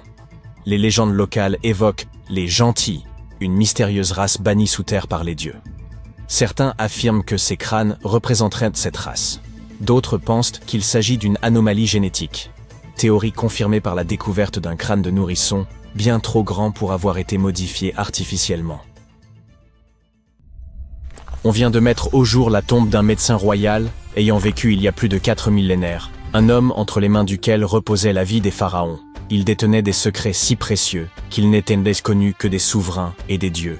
Et pourtant, lorsqu'ils ouvrirent sa tombe en 2024, nul corps n'y fut découvert. Seules demeuraient des peintures éclatantes, épargnées par les siècles, et d'étranges symboles gravés dans la pierre. Qui était cet homme, et pourquoi fut-il inhumé avec des incantations liées à la déesse Scorpion? Le tombeau reposait profondément enseveli sous les sables de Saqqara. Le médecin se nommait Téti-Nebefou. Il vécut il y a environ 4100 ans, durant l'une des périodes les plus énigmatiques de l'histoire égyptienne, la frontière incertaine entre son apogée et son déclin. C'étaient les derniers instants de l'ancien empire égyptien. Le soleil scintillait encore sur les pyramides tout juste achevées, mais déjà les ombres s'allongeaient. Le pharaon Pépi II aurait régné plus longtemps que nul autre avant lui, pendant 90 ans. Or, à l'issue de son règne, le royaume se fissurait, l'autorité centrale se fragilisait, les chefs locaux prenaient de l'ascendant, et les crues du Nil devenaient capricieuses. Dans ce contexte incertain, le médecin énigmatique semblait pourtant prospérer. Sa tombe fut exhumée par une mission archéologique franco-suisse à l'ombre des antiques pyramides. Ce qui intrigua le plus, ce fut la découverte de la chambre funéraire. Aucun corps, aucune richesse. Il apparut que le tombeau avait hélas été pillé depuis longtemps. Mais ce qui subsistait s'avérait encore plus fascinant.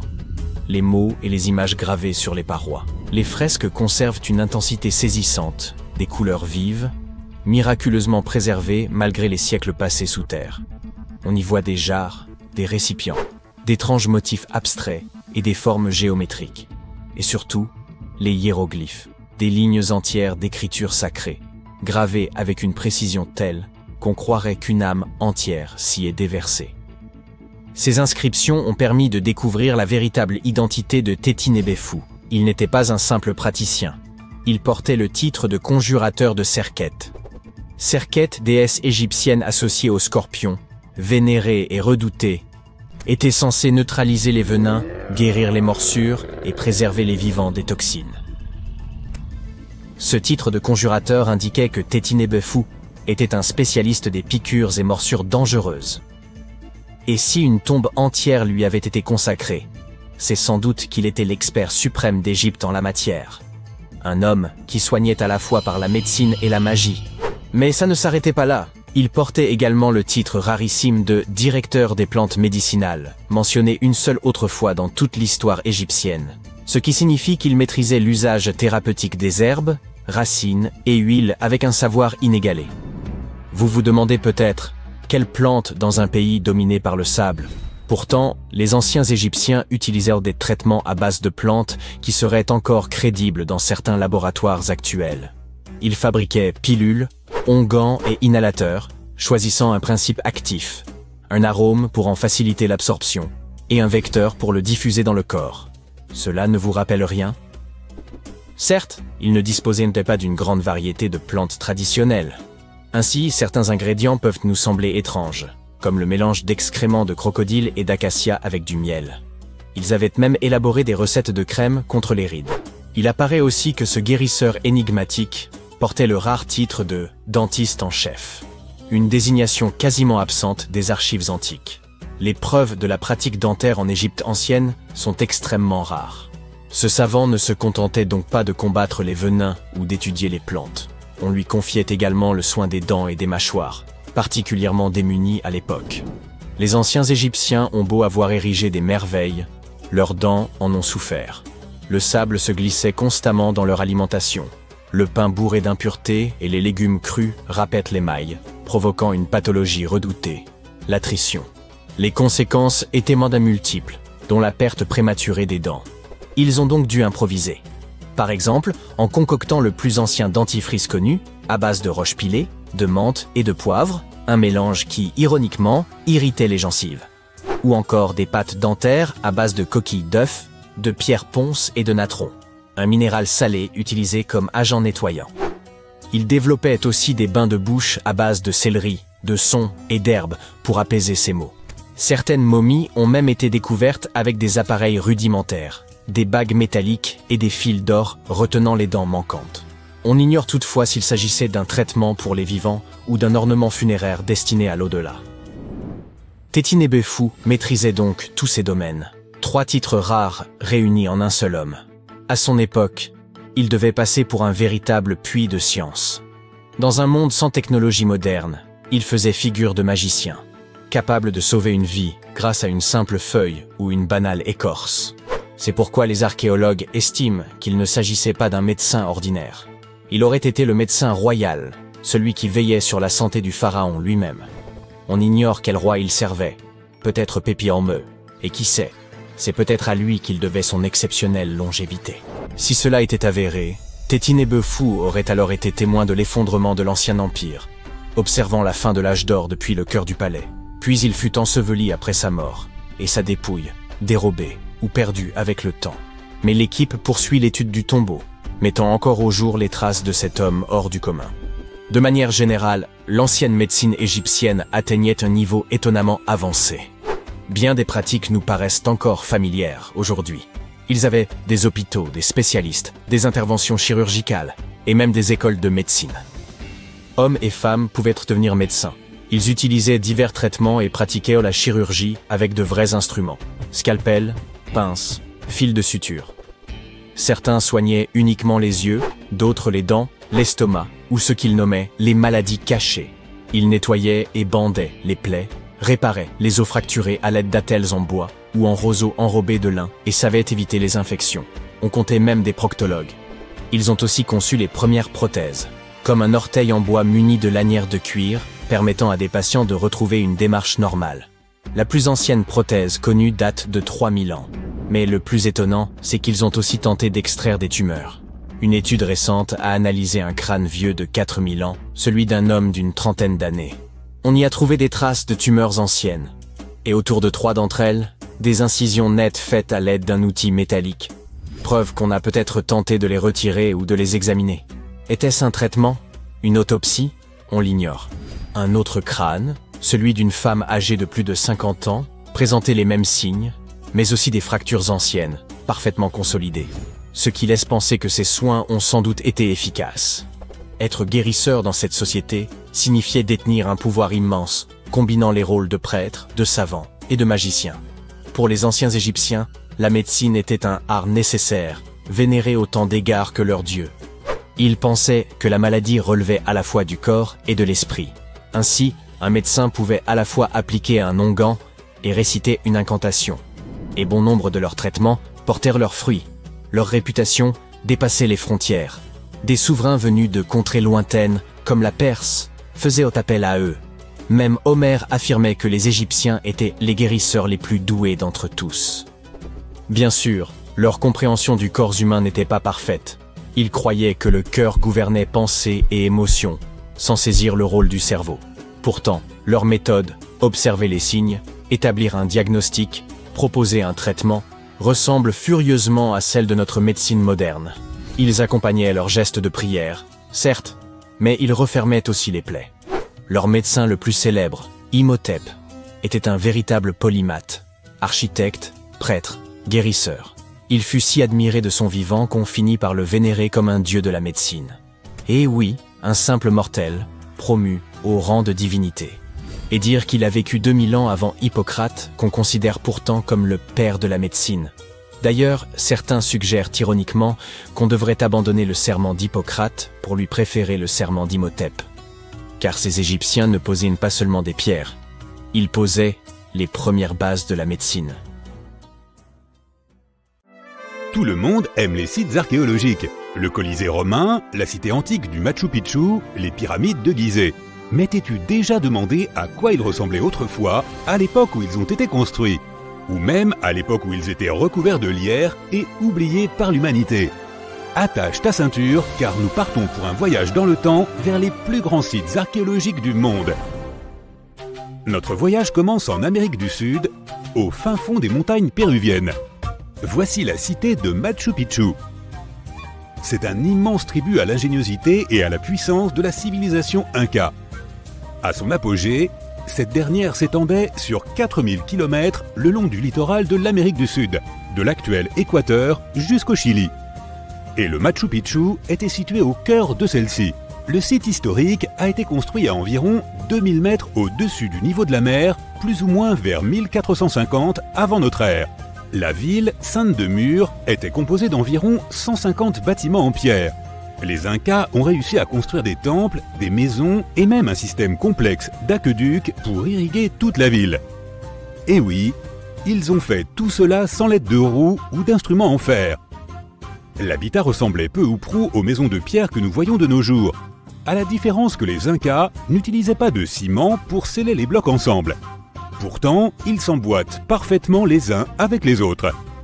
En plus de cela, les Incas ont dû développer une technologie antisismique rudimentaire mais efficace, puisqu'en cas de tremblement de terre, les pierres tremblaient sans s'effondrer. Si le Machu Picchu avait été construit aujourd'hui, il aurait fallu plus de 70 millions de dollars pour le terminer entièrement. L'objectif du site est encore un mystère pour de nombreux historiens. Selon certaines théories, il aurait pu être construit comme un site cérémoniel, une place forte pour le peuple inca, ou même un lieu de villégiature pour la royauté. Ce que nous savons avec certitude, c'est qu'au XVIe siècle, 100 ans après la construction du Machu Picchu, sa population l'a abandonné. Les racines des arbres ont envahi la majorité du site et l'ont caché à l'humanité pendant plus de 4 siècles. Ce n'est qu'au XXe siècle que le Machu Picchu a été révélé aux yeux du monde lorsqu'un fermier péruvien a accompagné Hiram Bingham, professeur à l'université de Yale, pour une visite du site. Depuis, Bingham et de nombreux autres explorateurs ont consacré leur vie et leurs recherches à l'étude de la merveille archéologique qu'est le Machu Picchu. Le prochain arrêt de notre machine à voyager dans le temps est la ville de Pompéi, en Italie. Pompéi a imprégné notre imaginaire collectif pendant de nombreux siècles. L'éruption du mont Vésuve en 79 après Jésus-Christ et la destruction d'une ville entière ne sont, espérons-le, pas quelque chose qui se reproduira de sitôt. Mais tu dois te demander à quoi ressemblait Pompéi lors de son dernier jour.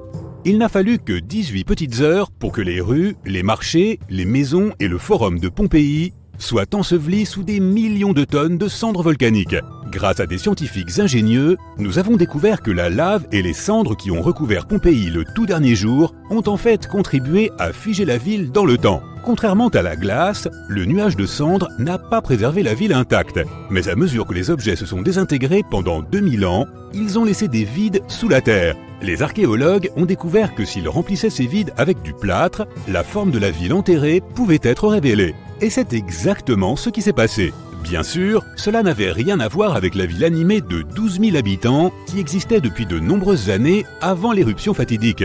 Pompéi était une cité vibrante et riche.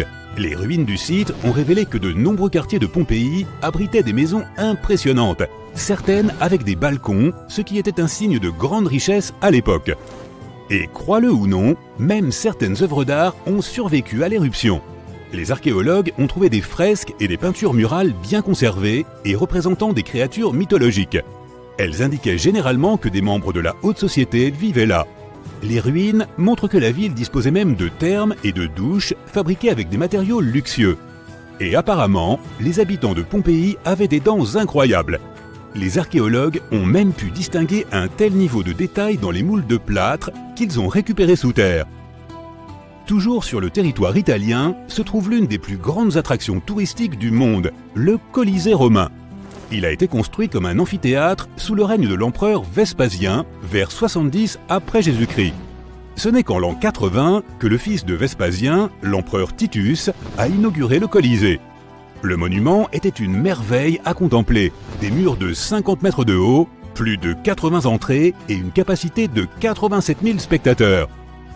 Toutes les classes sociales étaient les bienvenues au Colisée, ce qui explique en partie pourquoi il a prospéré pendant tant de siècles. Pendant le déclin de l'Empire romain, vers le VIe siècle après Jésus-Christ, le Colisée a commencé à être négligé et abandonné. Le monument a été pillé et certaines des pierres de ses colonnes ont été utilisées pour construire des infrastructures ailleurs. Il ne reste plus qu'un tiers du Colisée d'origine, et vu comme il est grand aujourd'hui, on peut imaginer à quel point il était colossal à l'époque. La Grèce a été le berceau de l'une des plus grandes civilisations du monde. À l'apogée de cette culture, littéralement et historiquement parlant, il y a plus ou moins 2400 ans, les Athéniens ont construit une citadelle connue sous le nom d'Acropole. L'Acropole, qui est composée de bâtiments historiques, est considérée comme l'un des plus grands repères de la civilisation occidentale à ce jour. Les touristes qui visitent Athènes aujourd'hui peuvent admirer les piliers jaunis et brisés du Parthénon qui se dressent sur l'une des plus hautes collines de la ville.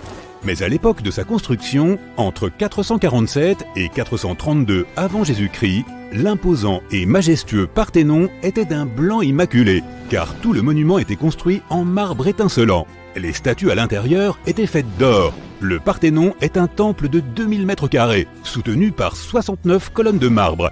Les plus grands blocs de marbre sont massifs et pèsent environ 10 tonnes chacun. Et le fait le plus surprenant est que le marbre ne provenait pas d'Athènes, mais d'un site voisin qui se trouvait à 15 km de l'Acropole, connu sous le nom de Mont Pentélique. Les historiens, intrigués par l'origine du matériau primaire utilisé pour la construction de l'acropole, ont trouvé de petits et de gros blocs de marbre éparpillés sur le sol du Pentélique. Il y avait aussi une route pavée que les Grecs avaient construite pour transporter les pierres. Mais le monument le plus marquant de tous les temps est peut-être celui qui se trouve à la lisière du Moyen-Orient, à l'extérieur de la ville égyptienne du Caire. Les pyramides de Gizeh sont considérées comme l'une des 7 merveilles du monde antique. Le complexe a été construit comme tombeau pour le pharaon Khéops il y a environ 4500 ans. Entre 20 et 30 000 ouvriers ont participé à sa construction et il est composé de 3 pyramides. Ce monument massif est fait d'environ 8000 tonnes de granit et de plus de 550 000 tonnes de mortier, ce qui lui donne l'apparence qu'il a aujourd'hui. Mais savais-tu que les pyramides n'avaient pas toujours eu cette apparence? Loin de là, elles étaient d'un blanc brillant avec une pointe triangulaire dorée au sommet. C'est parce que les Égyptiens ont utilisé plus de 6 millions de tonnes de calcaire pour recouvrir l'ensemble de la structure rocheuse en forme d'escalier. Tout cela pour qu'elle puisse briller d'un blanc éclatant sous le soleil impitoyable du ciel égyptien. La pyramide de Khéops est restée la plus haute structure sur Terre réalisée par des humains pendant plus de 3800 ans. C'était la seule pyramide à 8 faces d'Égypte et on pensait qu'elle était alignée avec la ceinture d'Orion. Elle est considérée comme la construction la plus alignée face au nord. En 1979, elle a été inscrite sur la liste du patrimoine mondial de l'UNESCO. Dirigeons-nous maintenant vers la ville indienne d'Agra pour une visite rapide du Taj Mahal. Tu le connais peut-être sous ce nom, mais il porte aussi un nom plus attachant, une larme sur la joue du temps. La construction du Taj Mahal a duré plus de 22 ans et a été commandée en 1632 par l'empereur moghol Shah Jahan comme une déclaration d'amour pour sa 3e et favorite épouse, Mumtaz Mahal. Il a été construit en marbre blanc et étonnamment, grâce à une conservation rigoureuse, il reste encore très semblable à ce qu'il était lors de sa construction. Toutes ces merveilles du passé t'ont-elles donné envie de voyager? Dis-nous dans les commentaires si tu as déjà visité certains de ces sites ou quels autres lieux intéressants tu ajouterais à cette vidéo. Et si je vous disais que les extraterrestres que nous imaginons tous comme de petits hommes verts pourraient en réalité ressembler à des terriens tout à fait normaux et se détendre en Europe? C'est la péninsule ibérique et les personnes qui y vivent sont sous suspicion. Voici la raison. D'une manière ou d'une autre, des parties des artefacts les plus importants de la civilisation ibérique, appelés trésors de Villena, sont fabriqués à partir de métal qui ne peut tout simplement pas être trouvé sur Terre, car c'est du métal provenant d'une météorite. Abordons cela étape par étape. Voici l'artefact lui-même, trésor de Villena, et il est composé de 59 objets différents. Des bols, des bouteilles et des bracelets. Y a-t-il un motif là, avec tous ces baies? Au total, la découverte pèse environ 9 kg, dont 8 kg sont en or de 23,5 carats. Si vous n'êtes pas un spécialiste du métal, je vais vous éclaircir cela tout de suite. À titre de comparaison, l'or 23K est composé à 95,8% d'or pur, donc l'or 23,5K est encore plus pur. Le pourcentage restant correspond à d'autres métaux qui aident à ajouter de la résistance et de la durabilité à l'alliage précieux. Il y avait aussi de l'argent, du fer et de l'ambre dans cet ensemble. L'artefact aurait pu être assez simple, mais pour ces deux-là, appelons-les imposteurs. Regardez ce bracelet en fer forgé et cet hémisphère creuse. Voyez-vous cela? Ces lignes rouillées sur l'hémisphère et la couleur étrange du bracelet se démarquent vraiment, puisque tout le reste est constitué du plus pur or. Tout a commencé en 1963, lorsqu'un chercheur a remarqué un métal sombre plombé parmi les bols et bouteilles brillants. Le métal était brillant à certains endroits et recouvert d'un oxyde d'apparence ferreuse qui était principalement fissuré. Pour que vous compreniez bien, l'or ne se comporte généralement pas de cette manière. L'or est l'un des métaux les moins réactifs. Il ne se ternit donc même pas, encore moins rouille. Pour déterminer d'où provenait ce fer suspect, les chercheurs ont utilisé la spectrométrie de masse, qui examine le rapport masse-charge des molécules. Leurs découvertes ont montré que le nickel dans le fer est similaire à celui que l'on trouve dans le fer météoritique. En termes simples, le bracelet et l'hémisphère sont d'origine extraterrestre. L'âge exact de ce trésor est difficile à déterminer, mais il est crucial. Nous devons connaître l'âge exact pour voir s'il coïncide avec le début de l'âge du fer dans la péninsule ibérique. Si c'est le cas, alors pas de questions supplémentaires ici. Mais si ça ne l'est pas, eh bien c'est pour le moins étrange, sinon suspect. Donc, il existe ce système des 3 âges. Il se compose de l'âge de la pierre, puis de l'âge du bronze, et enfin de l'âge du fer. L'âge de la pierre n'est pas important ici. Comparons les âges du bronze et du fer. L'âge du bronze a commencé lorsque l'on s'est rendu compte que la combinaison du cuivre et de l'étain produisait un matériau plus durable que chacun de ces métaux pris séparément. Cette ère était entièrement consacrée à de grandes améliorations des outils et des armes. Mais 2 inventions majeures se sont distinguées, les systèmes d'écriture et la roue. Puis vint l'âge du fer.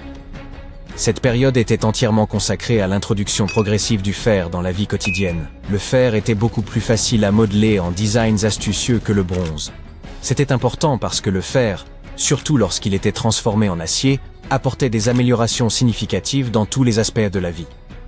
Les outils devenaient plus légers, moins chers et plus résistants par rapport à leurs équivalents en bronze. Vous suivez? Parfait.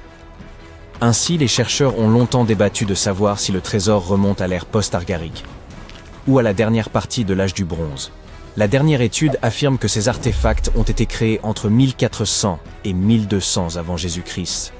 Et quelque chose ne colle pas vraiment. Tout d'abord, l'âge du fer a commencé environ 500 ans après la création de ces artefacts. De plus, les anciens artisans ne pouvaient pas savoir à l'époque comment travailler avec des métaux qui sont arrivés sur Terre il y a environ 1 million d'années. Et bien que les dates soient vraiment difficiles à expliquer, il existe une explication logique pour l'artisanat. La théorie ici est que ces métallurgistes avaient simplement accès à la météorite tombée, et ainsi ils pouvaient bien l'étudier et découvrir ses propriétés avant de l'utiliser à des fins décoratives. Ils auraient pu le découvrir par essai et erreur. Et une fois qu'ils savaient exactement comment travailler avec ce métal extraterrestre, ils ont procédé à orner les artefacts avec lui. De plus, il y avait les Phéniciens qui ont contribué à leur artisanat. Il est vrai que les peuples ibériques travaillaient le métal et fabriquaient de la poterie bien avant que les Phéniciens ne s'installent sur la péninsule. Mais l'arrivée de nouvelles techniques de travail des métaux et l'introduction du tour de potier leur ont permis de produire des biens de meilleure qualité beaucoup plus rapidement qu'auparavant. Alors, nous avons découvert les origines extraterrestres des artefacts ibériques, mais devinez quoi? Cette zone est toujours suspecte. La raison en est la langue qu'ils parlaient. Vous voyez, pour la plupart des langues modernes utilisées aujourd'hui, il y aura toujours une proto-langue. Par exemple, pour l'italien, l'espagnol et le français, c'est le latin, d'où leur similitude. Mais attendez, l'ibérique était largement parlé, là où se trouve l'Espagne moderne. Pourquoi l'espagnol n'y ressemble-t-il pas? La vérité, c'est qu'aucune langue aujourd'hui ne ressemble à l'ibérien, peut-être seulement le basque, mais c'est en raison de quelques similitudes trouvées dans leur système numéraux. Le basque est classé comme une langue isolée, ou simplement non apparentée à toute autre langue connue, et la seule langue isolée en Europe. La langue ibérienne est non classifiée. Bien que les écritures rédigées en elle aient été déchiffrées à divers degrés, la langue elle-même reste largement inconnue. Et regarde l'alphabet qu'avaient les Ibériens, on dirait qu'il n'appartient pas vraiment à notre planète. Oh, attends un peu, celui-ci pourrait être un peu tiré par les cheveux. Quand les Phéniciens sont arrivés sur la péninsule, ils ont apporté leur alphabet pour les Ibères.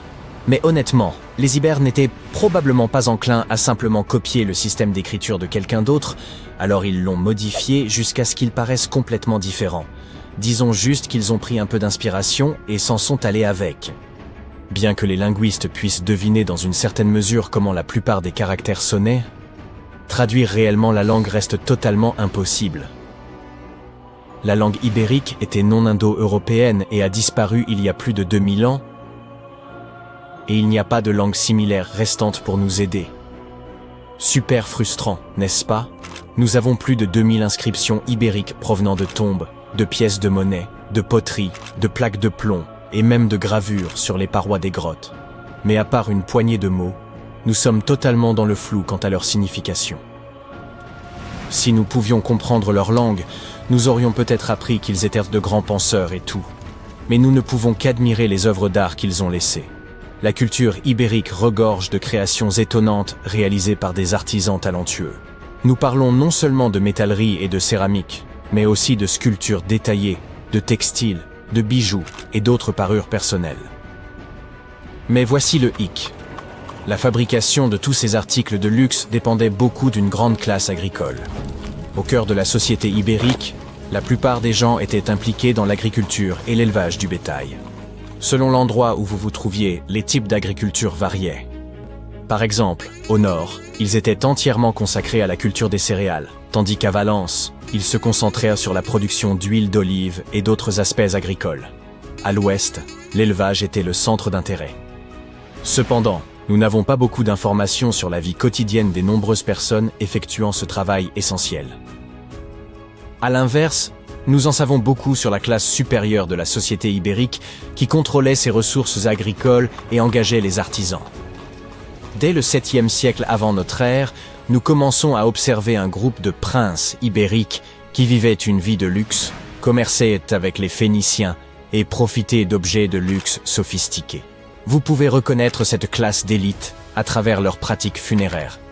La crémation était la méthode privilégiée pour les funérailles parmi les Ibères, et les individus riches étaient souvent trouvés dans les cimetières, avec toutes sortes de biens somptueux et de sculptures funéraires qui nous donnent un aperçu de la mode et des coiffures des riches. Fait intéressant, à partir du 6e siècle avant notre ère, il y a eu une baisse notable du nombre de sépultures reconnaissables, ce qui suggère que ces coutumes funéraires élaborées sont devenues plus exclusives à une petite élite. Pendant ce temps, le destin de la majorité, agriculteurs, artisans, soldats et ouvriers qui constituaient une grande partie de la population, reste en partie un mystère. Il s'agissait autrefois d'une civilisation assez avancée, mais elle a disparu sans laisser de traces. Les chercheurs pensent que cela pourrait être dû à un énorme tremblement de terre, mais jusqu'à présent, nous n'en sommes pas sûrs. Des chercheurs ont récemment mis au jour des passages secrets conçus par Léonard de Vinci sous un château médiéval d'Italie. En s'appuyant sur un croquis du XVe siècle attribué à l'illustre maestro de la Renaissance, une équipe de scientifiques de l'Université Polytechnique de Milan, associée à Codevantec et au château Sforza, a révélé une merveille architecturale jusqu'ici inexplorée. L'édification du château des Sforza débuta en 1358, mais il fut détruit près d'un siècle plus tard lors d'une succession tumultueuse. En 1450, Francesco Sforza, duc de Milan, entreprit sa reconstruction sur les ruines de l'ancienne forteresse. À sa mort, son fils Ludovico en poursuivit l'embellissement, faisant appel aux plus grands artistes de son époque, dont Léonard de Vinci, auxquels furent confiées les fresques. Les peintures de Léonard, encore visibles aujourd'hui dans la salle de l'Axe, témoignent de son passage au château. Durant cette période, il répertoria également plusieurs passages souterrains dissimulés sous l'enceinte extérieure. L'un de ces croquis, daté entre 1487 et 1486, a été retrouvé à l'Institut de France. D'une précision remarquable, il atteste non seulement de l'intérêt profond de Léonard pour l'architecture militaire, mais aussi de son talent pour documenter les structures existantes. Les archives attestent que Ludovico Sforza fit creuser un passage souterrain menant directement à la basilique Santa Maria del Grazi, où reposait son épouse Béatrice d'Este. Leur mariage, célébré en 1491, fut heureux mais tragiquement écourté lorsque Béatrice mourut en couche en 1497. Effondré par cette perte, le duc s'isola durant des semaines, laissant sa barbe pousser et ne portant plus que des vêtements noirs en signe de deuil. Le tunnel secret, dont la longueur avoisinait 800 mètres, lui permettait de se recueillir à l'abri des regards. Il aurait également pu servir à l'évacuation en cas de siège. Pendant des siècles, l'existence de ces souterrains demeura l'un des nombreux mystères de la Renaissance, aucune preuve formelle ne venant confirmer leur présence. Les scientifiques ont enfin levé le voile sur cette histoire longtemps restée secrète. Grâce à une combinaison de radars à pénétration de sol et de balayage laser, ils ont pu reconstituer un modèle 3D extrêmement précis des structures enfouies sous le château. Ils ont ainsi identifié les tunnels mentionnés par Léonard de Vinci dans ses esquisses, qui ne constitueraient peut-être qu'un fragment d'un vaste réseau souterrain encore méconnu. Leur ambition est d'élaborer une copie numérique intégrale du château, permettant de visualiser non seulement les constructions préservées, mais aussi celles disparues au fil du temps. Ils envisagent aussi d'intégrer la réalité augmentée au parcours virtuel, afin d'offrir aux visiteurs une immersion inédite dans les passages secrets conçus par Léonard de Vinci. Il demeure incertain que Léonard ait directement contribué à la construction des souterrains récemment mis au jour, mais son génie inventif ne fait aucun doute. En 1502, bien avant l'ère de la photographie et des satellites, il conçut l'une des cartes les plus précises de son temps. À cette époque, César Borgia, fils du pape Alexandre VI, fit appel à lui pour réaliser un plan remarquablement détaillé de la ville d'Imola, située près de Bologne. Jusqu'alors, la cartographie manquait de précision, faute de méthodes fiables, pour retranscrire les distances à une échelle réduite. Plutôt que d'élaborer des cartes véritablement pratiques, les cartographes passaient un temps considérable à les enluminer de motifs comme des dragons, des roses, des châteaux majestueux et toutes sortes d'embellissements. Ces représentations s'apparentaient davantage à des œuvres picturales qu'à de véritables instruments de navigation. Cependant, César Borgia recherchait un outil véritablement fonctionnel, et Léonard révolutionna alors la cartographie. Si l'on compare aujourd'hui les images satellites d'Imola à son plan, la ressemblance est frappante. Il en retranscrivit fidèlement chaque ruelle, chaque courbe des voies, et même les dimensions exactes des bâtiments. Et il accomplit cet exploit entièrement à la main, se servant uniquement d'un crayon, d'une règle, d'un compas et de quelques-unes de ses propres inventions.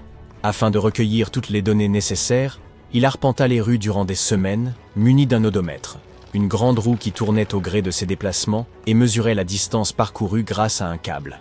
Il s'appuya également sur une boussole magnétique pour déterminer les orientations avec exactitude. Il mit également au point un instrument nommé la bussola, conçu pour mesurer les angles au sein d'un cercle. Grâce à cet outil, il put analyser avec précision l'orientation des rues, la taille des intersections et la distance séparant les habitations des axes principaux. Une fois rentré, il s'appuya sur ses notes et ses calculs pour dessiner une carte à l'échelle, d'une précision remarquable. Dans ses travaux, Léonard utilisa aussi une technique élaborée par l'humaniste florentin Léon Battista Alberti. Ce dernier avait mis au point une méthode permettant d'inscrire une ville entière dans un cercle grâce aux coordonnées polaires. 8 lignes droites, convergeant vers un centre unique, représentaient les principales directions d'une boussole.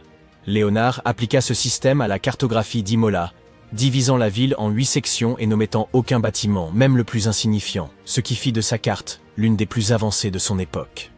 L'illustre inventeur nourrissait un rêve ambitieux, concevoir une machine permettant à l'homme de voler.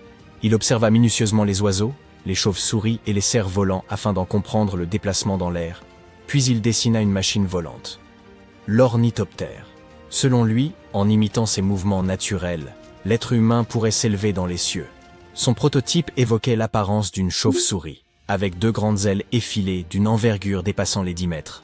Pour garantir l'équilibre entre résistance et légèreté, il envisagea d'en fabriquer l'armature en bois de pin et de la recouvrir de soie brute.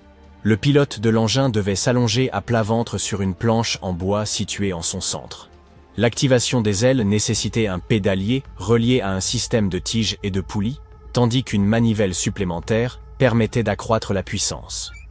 Un casque aérodynamique servait également à assurer le contrôle de l'appareil.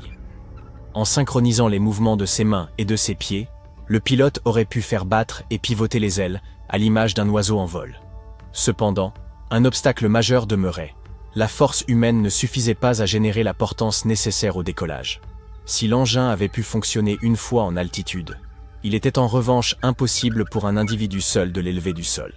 Léonard en avait sans doute conscience, mais son concept influença toutefois la conception des machines volantes imaginées quelques siècles plus tard.